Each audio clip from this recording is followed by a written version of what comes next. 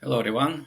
In this video I will show you how to make columns in Notion, and not those columns that are in tables, but just how to split text on the page into several columns. So let's make few text blocks on the page. This is the first one, and this is the second one.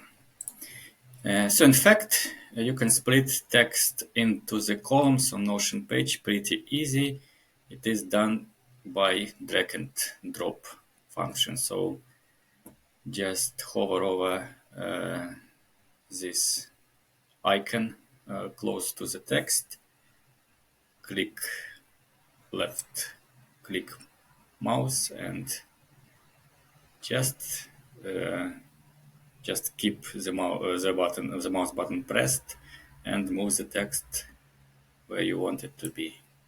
So now we moved the heading.